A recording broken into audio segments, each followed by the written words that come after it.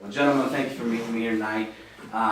We got Brandon Heath, Stephen Curtis, Chapman, and Mac Powell on the Songs and Stories tour. Monkey see, monkey. We got to act on. That's what it was. That's what I made it for. Monkey see. It has something to do with monkeys. You were picturing. You're a little bit more rehearsed for tonight. You were picturing the, yeah. I'm so nervous, I didn't know what to say. Either way, we're just three monkeys. Yeah, there you go. So we have no. Sorry. Well, that's good. Well, I got to start with a question for you, Stephen. I talked with Jeremy Camp earlier in the week. Uh-oh. And Don't believe anything. and he wanted me to ask you, well, I asked him for a question. He said, ask, of all the years that you've been doing this, what would you feel your greatest accomplishment is? Oh, wow. Right. I was gonna start with an easier It's question. pretty much touring with Brandon Heath and Mac Powell. That's it. I would Kind think of so, yeah. He's made it. Epitome, it's all downhill from here. You know what, it's really, there've been so many amazing, things musically, creatively, artistically, beyond anything I ever imagined when I started out as a kid from Paducah, Kentucky. And I could go down a list of those, and every one of them are those things where I just kind of go, how in the world did I end up doing that? But honestly, the real answer to that question is that the reason I started doing this, all those years ago, really and truly was not, to win a Grammy Award or play on Carnegie Hall stage. I did that not that long ago, and somebody kept saying, or a lot of people kept asking me, is that a dream? Is this a dream come true? Mm-hmm. I said, look, when you're from Paducah, Kentucky, you don't dream that big. You don't think, you don't ever, Carnegie Hall's not even in the realm of, Right. what I imagined. Like someday if I could, I thought, man, someday if I could play at the Paducah Civic Center, then I would have made it, So, but then, even then, the desire to, to somehow use the gifts I felt like that God had given and entrusted to me to encourage people and even to really, give someone hope in a really dark place. And so honestly, when I hear stories, there was a lady last night in our meet and greet that said, your music, God used your music to help me come to faith. I came to know Christ as my Savior, and very much because of your music and listening to this particular song over and over again is what really brought me to faith in the Lord. And honestly, that's the eternal stuff. And I know it sounds like that's kind of the Sunday school answer, but it really is true. It's why we do what we do, and it's what got us started doing this, and particularly doing Christian music as opposed to just making music for the sake of music. It's that's the greatest accomplishment. Well, that's really cool. Well, tell me about the Songs and Stories. So this is kind of just questions are for anybody. What is the heart behind Songs and Stories? You want me to go? Hey, it says Stephen Curtis Chapman's stories. So you're going to put it on me. Yeah, They did put you right in the middle. They did. There's a reason, for that. So they can just give me a hard time. It actually, Really, we want to know what it's about. yeah, they want to know too, because they're still trying to figure out, Yeah. why are we here again? A few years ago, I love telling stories. It's, the songs I write are stories kind of set to music. We get the privilege of retelling over and over again the greatest story ever told, as it's been called. But our own sort of stories woven in and out of that is what inspires us to write songs. And we love in Nashville, one of our favorite things to do, and this guy, when he comes to Nashville, he does it too. He comes to Nashville and does this. But we do these songwriter nights where we kind of sit up on stools and just go down the list or down the line, and we tell a story and we sing a song. And it's a very intimate, kind of casual environment, but just cool things happen that don't usually happen in a regular concert, Right. where it's kind of, here you go, lights up, let's go, and the band, everything's kind of a little bit more, scripted in a way. Sure. So we just thought it'd be really special. And a few years ago, I had this idea of doing a tour that really was more about just songwriters getting to tell their stories and sing their songs. Have a band, kind of make it still a concert, but make it really a little bit more, about the songs and the stories behind those songs, where they came from. And so when I did this a few years ago with a couple other guys, and loved it, loved the experience. The great Dan Fife legendary Dan Fike, legendary promoter, loved it as well and said, let's do that again. We started talking about the idea, and I mean, these two guys, I can't believe, these are two guys that got to come do this with me, because these are two of my favorite songwriters and singers on the planet, and so it's just been a really, really fun thing to get to do together again. I bet. You guys pretty much invite people into your living room. Yeah, that's really the idea, is kind of make it feel Make like it personal. Yeah. That's cool.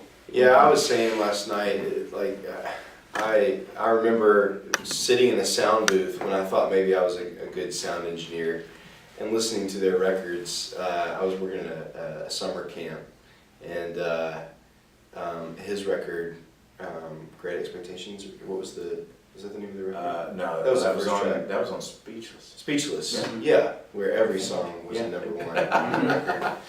And about the same time, you guys you're putting out offerings, and I mean, I was just submerged in these guys' music, and to be on stage with them every night as an equal, it's just like I can't believe it. I'm not an equal.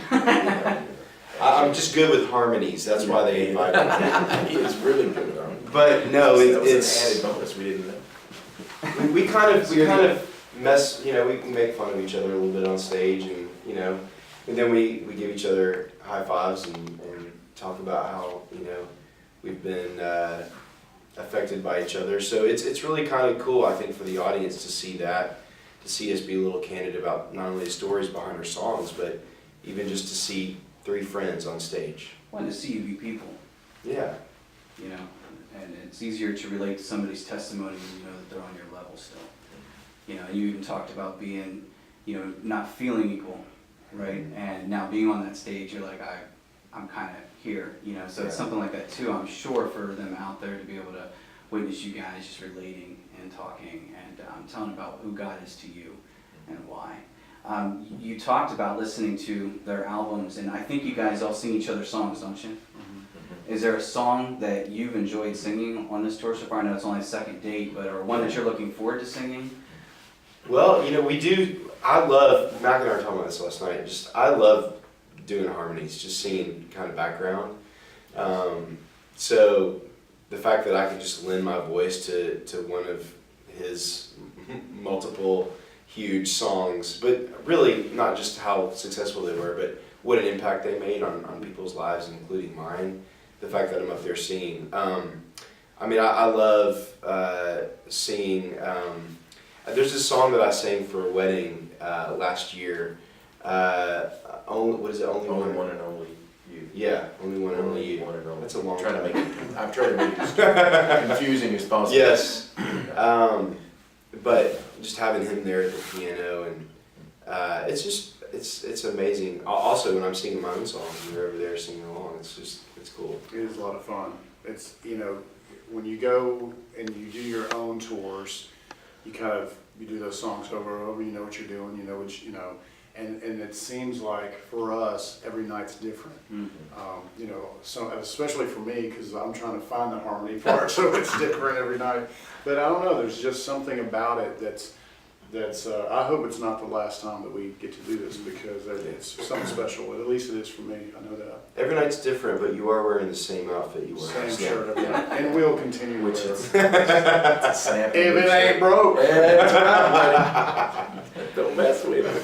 So what's it like backstage? Like when you guys aren't on stage, do you guys fool around? Is there any, pranks, or do you guys sit around and jam or anything? We or don't. sleep? No. He doesn't handle pranks I very don't well. do pranks. You don't do I don't do pranks. Just lots of quiet time and exercise, Yes. healthy Yeah. eating, and A lot of scripture reading. A lot of scripture reading. Bible studies. That's good. Well, Bible studies is great. I heard that you guys go from here into a devotion next. Is there a specific study you guys are doing, and how important is that to the beginning of your night? This is the second night, so Yeah. there's not a We're specific. still there's not trying a to get it. specific. I think that in the past, Stephen has kind of taken the lead with leading, on tour, those things every night, and on this tour, he's kind of presented it to all of us, me and Brandon and the guys, the band, and the crew guys like, hey, there's gonna be somebody different every night sharing. So I'm looking forward to that too, is just kind of seeing what different people bring to the table, what God's speaking to their hearts about, and how that can minister to all of us. Yeah, I kind of, you know, whenever it's a tour that I sort of feel like I'm leading the charge on in some way, I've always felt that obligation to have something to kind of bring everyone. Sometimes we've had a theme or something working through, but a few years ago, and a lot of it was honestly just because of weariness, and I mean, you get to that point in the day and still trying to get things figured out about the concert and about, you know, just different elements, and so I get to that point, it's like, oh man, you know, I'm supposed to be bringing something here that's really meaningful and significant, and the truth is, you know, every one of these guys have so much to bring to it, and I kind of was, after I discovered it, it was sort of selfish. I love to just get to sit and listen and be encouraged and be ministered to, you know, because we were all getting ready to go on stage to kind of pour that out, and I love just giving all the guys, the band guys, and we're surrounded by great, godly guys that have great, you know, genuine lives of, you know, faith and their own journey, and they got so much to bring, you know, to us as well. So that's kind of how we approach that. That's cool. Would you say, and I kind of asked you a similar question earlier, but would you say that this tour, I know it ministers to many when they come. Does it minister to you three? No. Not Mac, No. which is why we're still praying. Well, he for doesn't that. have a jacket. That's He doesn't right. have a jacket, That's what it is. and he gets saved. The cloak of Yeah, salvation. that's right, yeah. The garments, righteousness upon us, the Lord forgive us. Yeah, absolutely. That's part of what we, I think we love about, you know, getting to do this, is it really is, and for me, especially, but really all these guys, because we've all kind of done our own headline sort of tours or whatever. This is a chance to, as much as, you know, we're hoping to encourage others. I mean, I'm encouraged getting to listen to this guy, especially the stories we're sharing, more of not just the songs that we've heard, but, you know, getting to hear, you know, the stories of, you know, how this guy came to know the Lord and how God was orchestrating all these things, and even think that our music was part of that, and his journey, all that's just been a really amazing thing. I'm not joking at all. Like in rehearsals and last night in the first show, I was tearing up from both of these guys, just hearing their songs, hearing their stories. I'm kind of a crier anyway, but it's just like, it moves me as a guy who's heard these things a million times and done millions of concerts. It's a great night just for me to take in. So yeah, to answer your question, it affects us. Oh, very cool. Well, guys, we don't want to keep you any longer. And we'll just say thanks for meeting with us, and Absolutely. check out the Songs and Stories tour in your neck of the woods. Please do. And Come see us.